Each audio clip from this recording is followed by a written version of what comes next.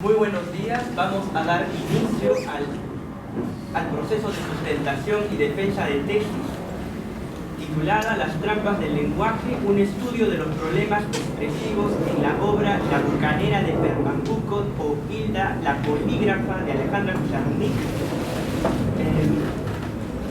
Así que la señorita tiene 20 minutos para realizar su disertación y, por supuesto, leer la conclusión.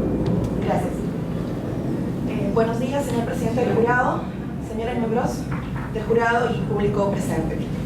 Con la venia de ustedes voy a resumir el contenido de mi tesis titulada Las trampas del lenguaje, un estudio de los problemas expresivos en la obra La bucanera de Pernambuco o Hilda, la polígrafa de Alejandra Pizarnik, presentada para optar el grado académico de Magíster en Lengua y Literatura. Esta tesis consta de 3 capítulos que tienen como objetivo general caracterizar la narrativa de Alejandra Pizarnik, tomando como base los problemas que señala en su obra, así como los que señalan sus académicos, respecto de la eficacia comunicativa del lenguaje. Para cumplir con este objetivo, hemos recopilado gran parte de la producción crítica que opina acerca del tema de la expresión en la obra pizarnikiana. Hemos empleado como método de análisis para la bucanera los postulados de la pragmática, con especial énfasis en Stephen Levinson, lo que se aprecia en el capítulo 2 de la tesis, y finalmente en el tercer capítulo analizamos los 23 textos que componen de su carpeta La bucanera de Pernambuco o Hilda, la polígrafa. Nuestra interpretación de los 23 textos requirió del auxilio del método bibliográfico, con posterior procesamiento, ordenamiento y transcripción de datos. La hipótesis que planteamos sostiene que los problemas expresivos son el eje que articula toda la obra creativa de Alejandra Pizarnik, y proponemos una explicación de las causas generadoras de este conflicto, puesto que las consecuencias se notan en el lenguaje empleado en los textos, especialmente en sus textos prosísticos, aunque no hemos considerado su correspondencia y sus diarios. Nos hemos abocado a la comprensión de La bucanera de Pernambuco. Paso a escribir los capítulos.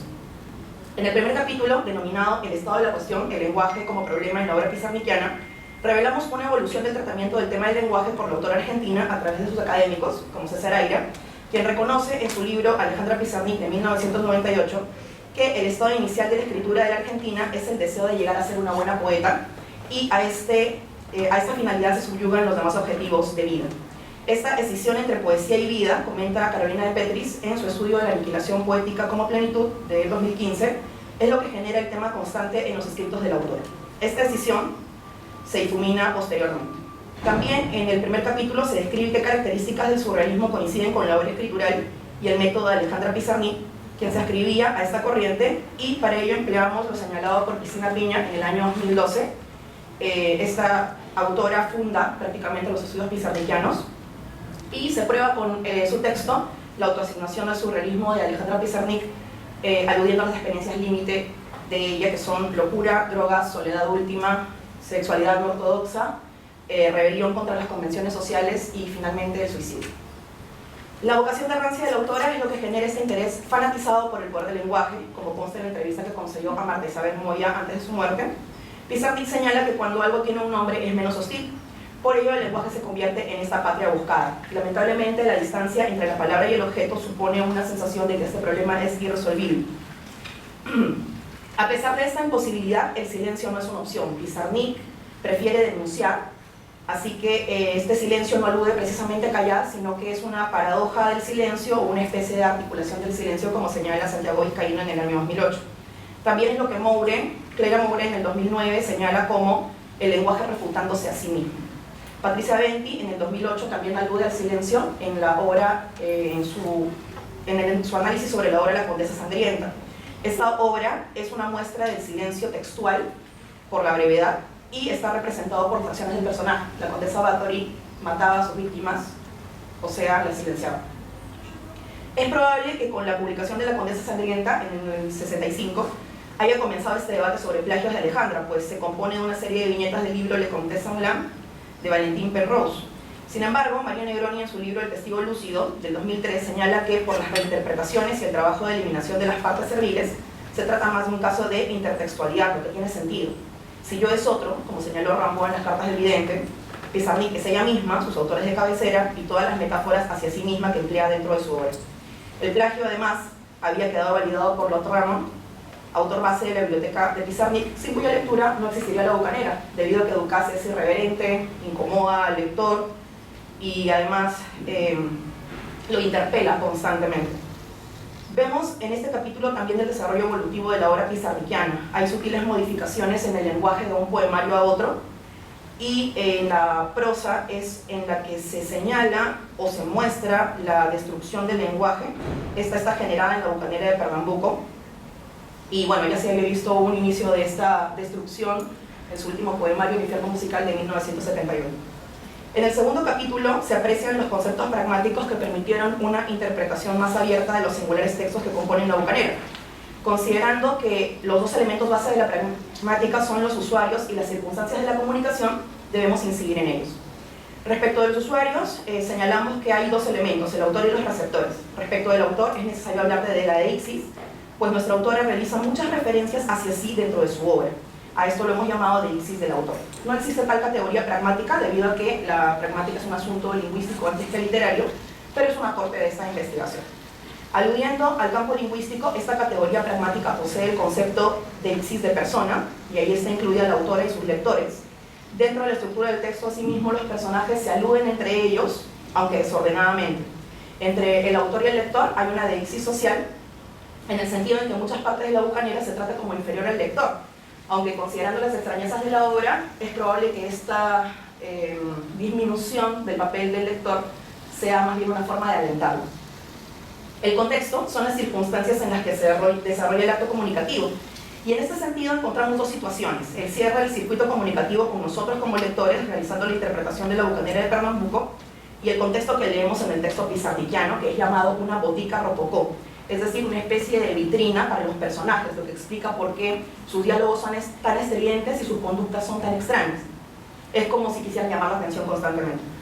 Debido a que la Bucanera está constituida casi en su totalidad por diálogos, incidiremos en la estructura de la conversación. En la pragmática, la estructura conversacional tiene un análisis empírico, y esa es la forma como nosotros hemos realizado los intercambios de la obra. Un resultado básico del análisis de la conversación es la alternancia de turnos, es decir, los tiempos utilizados entre las conversaciones entre un sujeto A y B. Y en los diálogos que abundan en la Bucanera encontramos una alternancia de turnos casi perfecta, no ocurre así en la conversación real, ¿no? Porque los diálogos de un texto literario son escritos. Bueno, lo que hemos encontrado son oraciones incompletas, que la cantidad de participantes es muy grande, hemos logrado contar hasta 15 personajes en diálogos. También hay diálogos encubiertos por filas enteras de puntos suspensivos, y entonces el problema no es la alternancia de turnos, sino lo que se intercambia en estas alternancias. Sí es cierto que los pares de adyacencia de la Bucanera cumplen el estándar pragmático, pero a veces hemos tenido que asumir que el personaje estaba interviniendo para poder entender. En el tercer capítulo, que lleva por título Las trampas del lenguaje, uso de la pragmática en la interpretación de la Bucanera de Pernambuco, Oída la polígrafa, realizamos por primera vez, hasta donde hemos recogido información, un análisis completo de esta obra. Paso a detallar la estructura de la obra. Posee un índice ingenuo o no y un índice piola. Estos nombres inician la confusión. Ninguno de los listados de contenido es bueno o real. Muchos de los títulos que se aprecian no fueron colocados en la carpeta, aunque se tiene registro en sus diarios de que se estaban escribiendo o corrigiendo. Esos son los títulos de las entradas que hay en la Bucanera de Pernambuco. Los reales, los que aparecen en los índices no son los mismos, o no necesariamente son los mismos. Hay algunos que no fueron publicados. El índice ingenuo está dedicado en general a las hijas de Lot, y las dedicatorias individuales que tiene son a Lichtenberg, Harpo Marx, Kierkegaard, Byron Ashby, Sappho, Bernard School, que es en realidad Bernard Shaw, Madame de Warrens, la Marquesa de O, la cantante alemana, Sarah Masoch, Amélie de Freud. El índice piola está dedicado de forma general a la hija de Fanny Hill. Dedicar algo es asumir la influencia de ese alguien sobre uno, o es la intención de realizar un homenaje, y en su mayoría los seres a los que Pizarnik dedica sus textos son marginales, desafortunados, ligados a un submundo o al mundo artístico en una posición no ventajosa, son cabareteros, pornógrafos, etc. Luego encontramos el prefacio de esta carpeta. Su nombre es Prefación, que empieza con la siguiente oración: me importa un carajo que aceptes el don de amor de un cuenticón llamado hashish. Este texto en primera persona es una declaración de que no se cumplirán las máximas gricianas. Adelanta lo que serán las 19 entradas. A la autora no le interesa si la entendemos o no. La oración final de prefación es le toto o le teta. mi deshacimiento de tu aprobamierda te hará leerme a todo vapor. Nos señala que este abandono del principio horaciano de agradar al lector es justamente lo que aumentará nuestra curiosidad y nos hará terminar de leer. El juego con el lector y contra el lector es constante y fascinante. Se continúa con el título Aclaración que hago porque me la pidió V, que es lo que más ha apoyado con la lectura de las 19 entradas que seguirán, puesto que aquí nos enteramos de que los personajes cambiarán constantemente de nombre, manteniendo la primera sílaba para poder guiarnos. Por ejemplo, Peripsei, Pericles, Pericón, Nacional, Pedrito, son siempre el loro Pericles, que es mascota de uno de los personajes de las entradas de la bucanera de Pernambuco. La aclaración es una falsa esperanza, debido a que no es cooperativa. Pensamos que nos apoyará con la lectura de las entradas, lo cual es falso porque al voltear la página seguimos en el caos lingüístico propuesto por la autora. A partir de aquí aparecen las 19 entradas.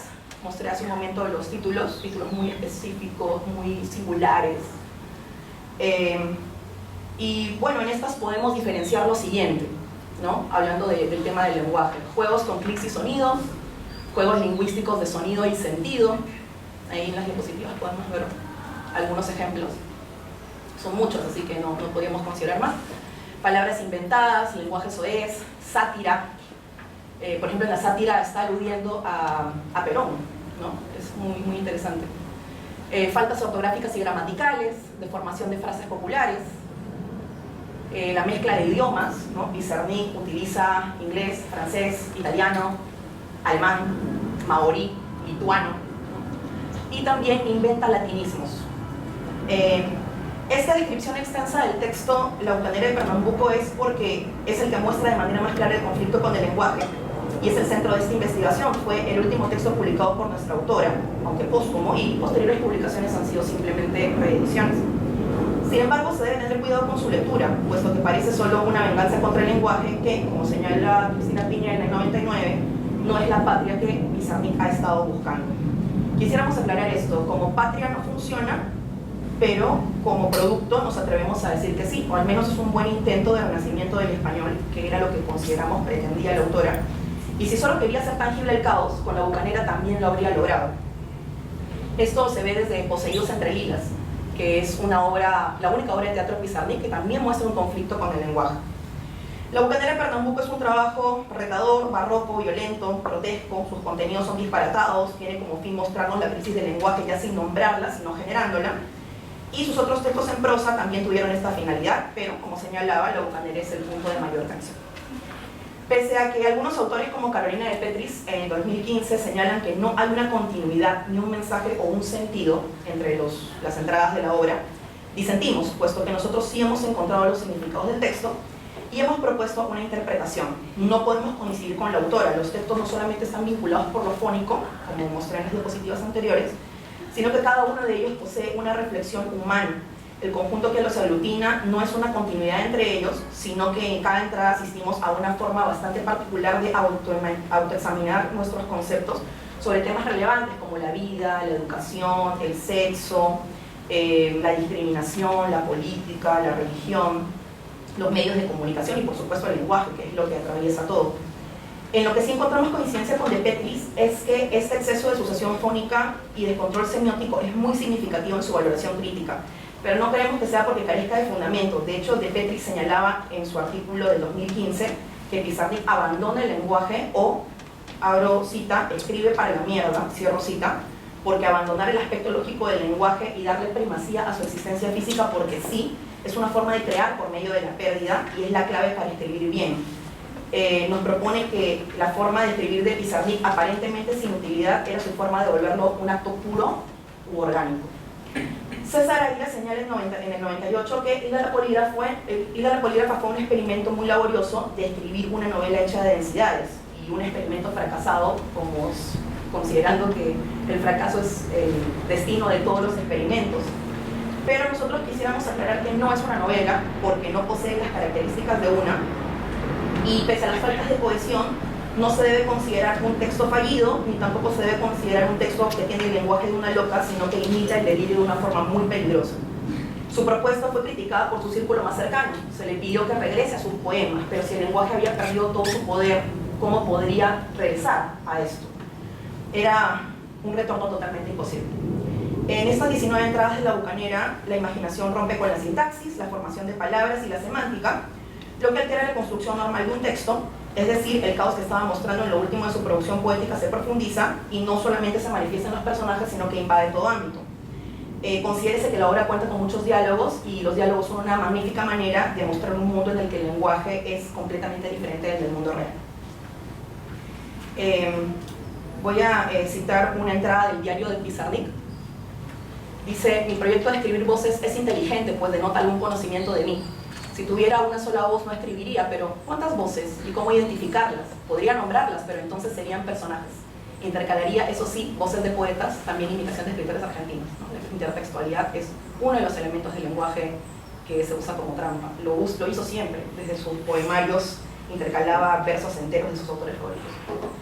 En esta entrada de su diario, mientras reflexiona sobre el bosco y el cuadro Extracción de la piedra de la locura, que da título a uno de sus últimos poemarios, alude a la aglutinación de voces de las que seremos testigos en los textos de la bucanera. Esta evolución / revolución escritural de Alexander Pizarnik nos lleva a manifestar por qué consideramos ligera la afirmación de que los textos de la bucanera son inconexos. Primero, por el título común, que los haya colocado todos en la misma carpeta y que señale en sus diarios que los está corrigiendo, es prueba suficiente de que para ella existía una amalgama. Además, el parecido estructural entre las entradas da la sensación de que nos encontramos ante un elemento integrado. Es porque la mayoría de ellos son estructuras, secuencias conversacionales. También los personajes, ¿no? Hay personajes bastante recurrentes, personajes medianamente recurrentes y personajes que aparecen en una sola entrada y no vuelven a aparecer más. Pero, regresando a las reflexiones generales, quisiéramos tentar una explicación humilde al hecho de que los últimos textos de nuestra escritora hayan sido tan obstruyentes.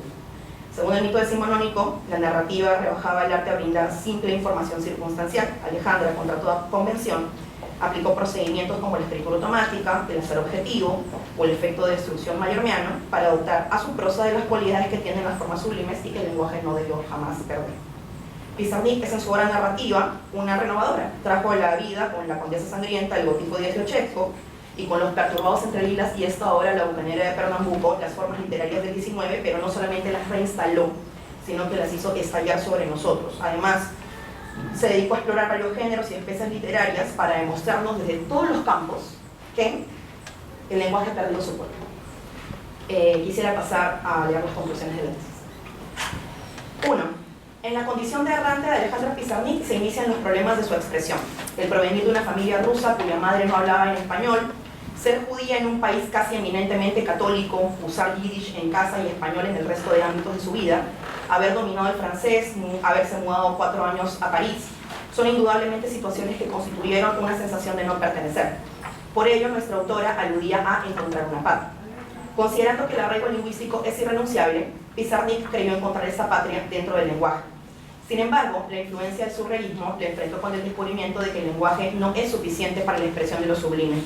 Esta idea fue madurando en ella de tal manera que en un acto suicida metafórico, luego físico, quiso poner en crisis el sistema lingüístico y en lugar de callar, que habría sido una opción, mostró que mediante la sátira y la burla se podía hacer del lenguaje un instrumento de denuncia, pero ya no diciendo que el lenguaje es ineficaz, como lo hizo en su poema Manifiesto en esta noche en este mundo, sino creando una obra que abundara tanto en referencias, términos inventados y juegos que nos fuera imposible completar, en los que nos fuera imposible completar el circuito comunicativo.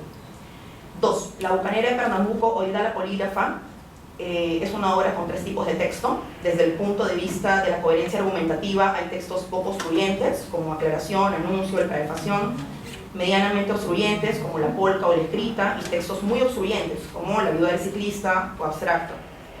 De acuerdo con la temática, podemos encontrar textos académicos, como El gran afinado, políticos, como Anuncio, eróticos, como Una musiquita muy cacoquímica, relacionados con el humor, Aspasia o la peripecia, y lingüísticos, aunque esta característica los atraviesa a todos. También podríamos clasificarlos por géneros y especies. Hay textos teatrales que son más obstruyentes, como El periplo de Pericles a Papuasia, textos narrativos, como Gran parte de la polca, para textos, como Aclaración que hago porque me la pidió Uwe, textos publicitarios, como La pájara en el ojo ajeno, textos epistolares, también La pájara en el ojo ajeno. Esto nos lleva a afirmar que la escritura prosística de Pizarnik depende de estados de ánimo y contextos situacionales diversos. 3. Los textos de la Bucanera de Pernambuco tienen la apariencia de ser poco coherentes, puesto que se realiza una asociación libre de elementos propios de textos de otros autores con la inclusión de fragmentos de sus obras en esta que analizamos, también por el uso alternado de varias lenguas y expresiones propias del dialecto porteño, así como la asociación libre de turnos de la secuencia conversacional. Sobre este particular debemos decir que sí es posible que conversen varias personas a la vez, pero para una comprensión apropiada se requiere compartir el mismo contexto temporal y temático. A nivel pragmático, Pizarnik nos muestra la imposibilidad de que conversen de forma lógica y ordenada 10 o más personas al tiempo, menos cuando poseen caracteres tan disímiles. Se supone que cada turno de la estructura del diálogo debe relacionarse con el anterior, pero en la Bucanera de Pernambuco esto no sucede. La ruptura con el lenguaje, 4. La ruptura con el lenguaje en los textos pizarnikianos que hemos analizado se evidencia a nivel fónico, al jugar con los sonidos de las palabras, transgrediendo formas y significados, o al construir enunciados poco fónicos. Al nivel morfológico, al componer, derivar y usar parasíntesis. A nivel semántico, por el uso de parónimos, homónimos, ambigüedades, incoherencias y los neologismos que hemos encontrado. A nivel sintáctico, por el uso exagerado de la subordinación y por cumplir con la construcción de una frase nominal o verbal, pero haciendo uso de combinaciones categoriales que producen estructuras ilegibles o dificultan la lectura. Asimismo, Pizarnik es, a nivel pragmático, falsamente cooperativo, puesto que sus enunciados aparentan cumplir una comunicación, pero la estructura de la conversación está rota. De esta manera es como la autora fabrica textos incomunicables, que son como un discurrir de la conciencia, pero que se vuelven interpretables luego de un arduo trabajo deductivo de búsqueda de referencias y de lectura de las últimas entradas de sus diarios. De alguna manera, la dificultad de desenredar lo que ha sido visto por varios estudiosos de la obra pizarnikiana como un trabajo del sinsentido, así lo denominó Almaroni en el año 2004, o como textos inasimilables, como lo señala Negroni en el 2003, se debe a que estamos frente a textos que son como palincestos. Para leerlos debemos detenernos en cada momento para intentar descubrir lo que subyacía a ellos. 5. Otros elementos obstruyentes del lenguaje pizarnikiano en la Bucanera de Pernambuco son los falseamientos, que pueden dividirse en 4 tipos. A. Los índices falseados. El índice ingenuo o no, por ejemplo, contiene nombres de entradas que nunca llegaron a formar parte de la carpeta final o que jamás se escribieron. La pequeña marioneta verde, Cada bruja con su brújula, Pigmeón y Gata Fea, Vestidos bilingües, ¿Qué es la Mayeu, Tutamami, The Greatest Poet, Aidi Shemame o la autora de Yitujes. Asimismo, en el índice Piola aparecen entradas que nunca leímos: Vestidos bilingües, Leica, Desolativo, Lo trágico del destino Pigmeo, Tabla rosa, Cada bruja con su brújula, Ramera Paramera, Los Bates Closet, Ileda e Il Loro. Estos índices se presentan como una parodia al índice clásico, señaló Paulina Daza en el 2016. B. Los nombres incorrectos de ciertos personajes que han sido mal escritos, como en el índice ingenuo o no, se dedica a Vestidos bilingües a Madame de Warrens, aunque el apellido es Warrens, y la entrada a La viuda del ciclista, dedicada a Félicite de Choiseul-Meus, escritora del 18, pero su apellido verdadero es Choiseul-Meu. Lo mismo en Cinabrio Simao. En el epígrafe se menciona a Grigori Efimovich Novi, que debería ser Grigori Yefimovich Novi, el nombre de pila de Rasputin. C. Las frases en otras lenguas con errores ortográficos o de construcción. Fuera del caos lingüístico al que Pizarnik nos somete por las palabras inventadas y combinadas, deformadas si se quiere, es descuidada en el uso de otras lenguas. Por ejemplo, el epígrafe de La pájara en el ojo ajeno reza: Il danaro del buen danaro è indispensabile, extraída del libro de Bacci, de Risati, pero la frase en italiano sería: El denaro del buen danaro è indispensabile. También, letra D, existen citas falseadas, como aquella frase de Gertrude Stein que aparece en diversiones públicas: Tu rosa es una rosa, mi rosa no sé. Cuando el verdadero aforismo de Stein es: rosa es una rosa, es una rosa, es una rosa. También encontramos el epígrafe: Como a otros les duele el culo, a Grigori Efimovich Novi le dolían las rosas, de Gregoria Malasuerte. No existe o existió Gregoria Malasuerte. Los epígrafes además deberían poder explicar los títulos o temas de cada entrada, y en verdad no lo hacen. Los encontramos en El globo 32, La pájara en el ojo ajeno, La polca, Cinabrio en Simahue y una musiquita muy cacoquímica. Consideramos que todos los falseamientos vistos anteriormente pretenden colocar obstáculos a los lectores que no sean cultos, o sea, la mentira como recurso para generar la burla. Es la ausencia del sinsentido como efecto de sentido que señalaba más o menos Janet. La conclusión anterior nos lleva a afirmar que la actitud de Pizarnik ante su obra es más académica de lo que se piensa. En primer lugar, sabemos por sus biógrafos, como Cristina Piña, que la Argentina era implacable ante el asunto de la corrección, lo que le da un enfoque muy profesional a su trabajo. Además, tenía su vida dedicada al acto escritural, ya que no se dedicaba a nada más que a ello. Y finalmente, desde la perspectiva que se ha enfocado este análisis, el pragmático, y desde la idea austiniana de que los enunciados no son puramente verdaderos y falsos, sino que tienen matices, el lenguaje preferido al silencio es un acto metalingüístico, ya que mediante él se está haciendo tangible su degradación. El lenguaje es ineficiente, pero aún así es el vehículo más eficiente de todos. La Bucanera de Pernambuco 7 no es la novela que algunos críticos han querido ver en ella, a causa de la expresión constante de pretender escribir una manifestada por la autora en sus diarios. La Bucanera representa solo una excusa de la autora para irse acercando al lenguaje narrativo de manera sutil, ya que ella misma acepta que no siente que dentro de sus competencias se encuentra la posibilidad de escribir narrativa y menos de un envión, como escribe sus poemas. La tentación de la novela ágil e íntima, como ella pretendía, con el modelo de la Aurelia de Nerval, nunca se concretó. Llegó a expresar su intimidad de manera narrativa únicamente en sus diarios, los cuales creemos son un buen aporte para la comprensión de las referencias en el texto que analizamos, pero sobre todo para conocer sus tiempos, métodos y resultados. Los diarios pizarniquianos fueron al final los libros de método que ella reclamaba para saber cuál era su proceso. Desde 1968, como señaló Carolina de Petris, el tema del lenguaje se fue volviendo cada vez más prioritario como tópico en la obra pizarniquiana. A partir de la decisión de escribir narrativa, nuestra autora supo generar el deslinde entre su lenguaje poético y prosístico, dejando para la poesía lo sutil, lo íntimo y lo pulcro, y para su prosa lo obsceno, lo incómodo y lo grotesco. Esta actitud de romper con la coherencia produce lo que la autora y todos los críticos que se han guiado religiosamente de este paratexto señalan: humor. Humor es el nombre de la carpeta.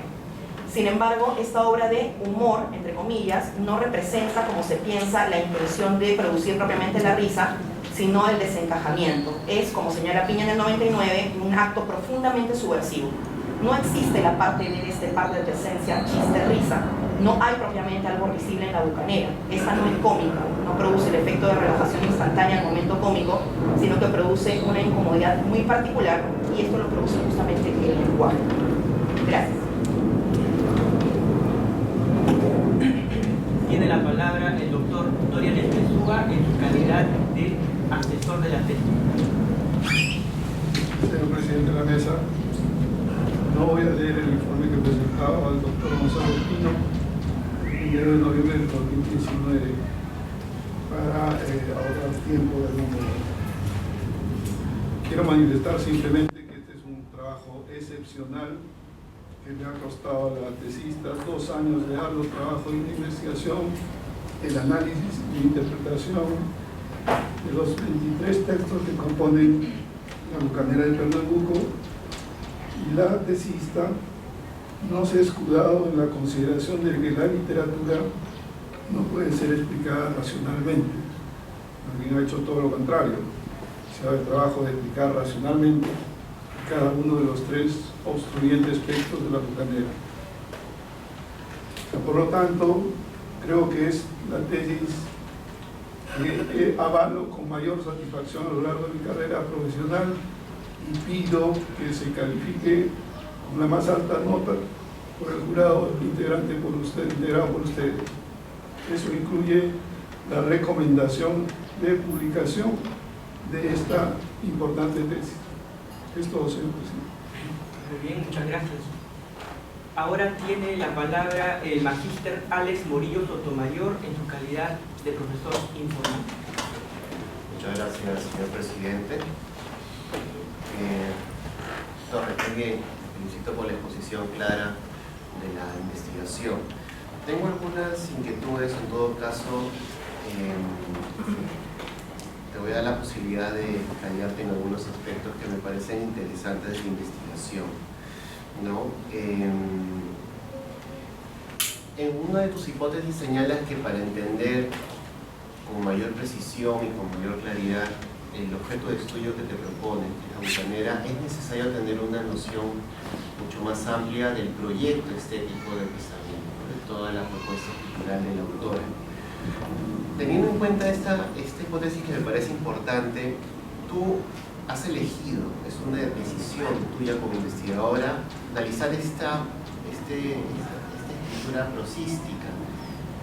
Sin embargo, estas características que has encontrado en esta obra también aparecen en las escrituras poéticas del autor, ciertamente, ¿verdad?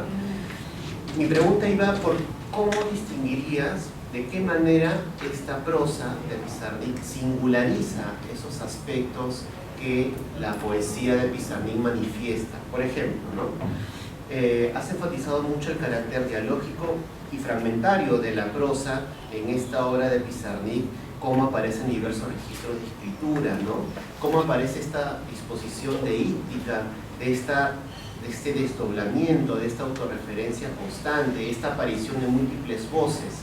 Un rasgo que es propio también de la escritura pizarniana poética, es un rasgo que es propio también del registro escritural moderno de la literatura latinoamericana, ¿cierto? Y aquí por aquí va acaso mi sospecha, ¿acaso la elección de la prosa puede revelar mejor lo que yo creo que es no solamente la aparición de múltiples voces, sino de múltiples conciencias en los textos prosísticos, ¿no? Mi pregunta es si tú crees que se debe a una sola conciencia escritural que despliega un sinnúmero de voces o da lugar a múltiples voces, o es que es tan radical y tan experimental la apuesta de Pizarnik que también podríamos asumir que estas prosas son simplemente la forma en que múltiples conciencias o múltiples formas de razonamiento entran a intención. Te lo pregunto porque estoy de acuerdo contigo en el hecho de que esto no puede ser entendido como una disposición meramente experimental a ciegas, sino hay una racionalidad que está configurando todos esos aspectos interesantes. ¿Se puede hablar de una sola racionalidad con múltiples voces? ¿O podríamos ser más extremos y decir que es una tentativa de múltiples racionalidades que se disponen tensionalmente en la prosa de Pizarnik? Considero que es una sola racionalidad con múltiples voces. De hecho, en la entrada de su diario ella dice que quiere una amalgama o un hilo conductor para todos sus portraits de voix, para todos sus retratos de voz. Entonces ella se asume como el sujeto racional que con múltiples voces manifiesta a todos sus antecesores, ¿no? y a todas las curiosidades de sus contemporáneos, ¿sí? Lo considero de esta forma. Ahora, sí es cierto, como señalaba usted, que la prosa puede revelarlo mejor.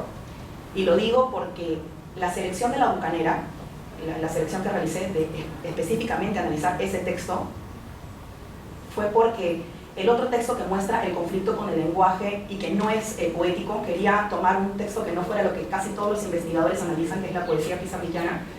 Dije, bueno, analizaré o la obra teatral, Los Poseídos entre Lilas, o La Bucanera de Pernambuco, y me decidí por La Bucanera porque, ahora que hablaba de plagio e intertextualidad, que es algo que está en discusión en el primer capítulo de la tesis, me di cuenta de que Los Poseídos entre Lilas, la obra teatral, es un calco casi exacto de Final de Juego o Esperando a Godot de Samuel Beckett.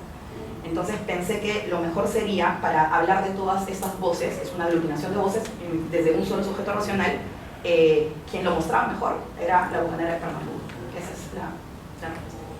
O sea, de alguna manera el registro prosístico podría revelar con mayor dramaticidad, si cabe el término, esta fragmentación, esta tensionalidad, esta superposición de voces. Absolutamente, y hay otra prueba para ello, y es Extracción de la Piedra, la Locura y el Infierno Musical, que son poemarios. Estos son básicamente prosas poéticas. Pizarnik nunca escribió con rima, métrica, ¿no? Nada de ello, ¿no? Como buena contemporánea. Y estos poemas son básicamente prosas en realidad, ¿no? Sí tienen un contenido poético, tropos y todo, pero desde allí, que eran los textos poéticos que estaba escribiendo al tiempo que escribía La Bucanera o Poseídos entre Lilas, ya se estaba manifestando esta explosión del lenguaje, este hacer tangible el caos. Entonces, allí estaban manifestados, pero todavía con ciertas sutilezas, donde aparece lo obsceno, lo grotesco, lo incómodo, es en los textos prosísticos. Entonces, mi respuesta es sí. Allí es donde se ve con mayor dramaticidad, se cabe también. Claro, porque estaba pensando en que yo definitivamente cuando veo este tipo de propuestas de investigación, donde se da cuenta de esta multiplicidad de voces que no solo se disponen en multiplicidad, sino además se confrontan, se ponen a prueba, no solo pienso en una enunciación que está representada, sino en una disposición de conciencia que está allí proliferando estas voces, ¿no? Digo esto porque también me parece interesante cómo das cuenta de este circuito comunicativo que obviamente aparece a partir de este carácter dialógico, pero es un circuito comunicativo entrampado en la medida de que tú señalas a partir de la noción del falseamiento, de que lo que se busca con ese circuito comunicativo pizarniano en su prosa es plantear un obstáculo al lector. Entonces, si coincidimos en el hecho de que es una sola subjetividad prosística que da cuenta de múltiples voces, puede ser que Pizarnik esté proponiendo una nueva forma de entender la subjetividad de este enunciador prosístico, pero también acaso esté demandando una nueva idea, una nueva imagen del lector, porque poner al obstáculo al lector no es anularlo, es disponerlo en otras circunstancias, ¿no? ¿Podrías decir tú que Pizarnik en esta prosa proyecta, sugiere alguna nueva concepción, imagen o identidad del lector? ¿Qué tipo de lector está demandando esta prosa pizarniana? La prosa de Pizarnik y lo que va en ese mismo tiempo, lo que va paralelamente a la escritura de la bucanera, requiere un lector culto. Yo menciono eso en la tesis. Quisiera citar un fragmento de uno de los textos de Pizarnik que dice: mis pajericultos lectores, mutatis mutandis, voy a cambiar algunas partes, no lo recuerdo exactamente. Para calificar la sustentación de la tesis titulada Las trampas del lenguaje, un estudio de los problemas expresivos en la obra La bucanera de Pernambuco o Hilda la polígrafa de Alejandra Pizarnik, presentada por la señorita María Guadalupe Torres Zuluaga, bachiller en comunicación social, para optar el grado de magíster en lengua y literatura. Hecha la exposición y absueltas las preguntas formuladas por el jurado, este acordó la siguiente calificación de acuerdo a lo establecido en el Reglamento General de Estudios de Posgrado, siendo la calificación de excelente con la máxima nota. Con ello, la universidad, la escuela de posgrado, reconoce a la señorita María Guadalupe Torres Zuluaga como magíster en lengua y literatura. Damos por concluida la sesión.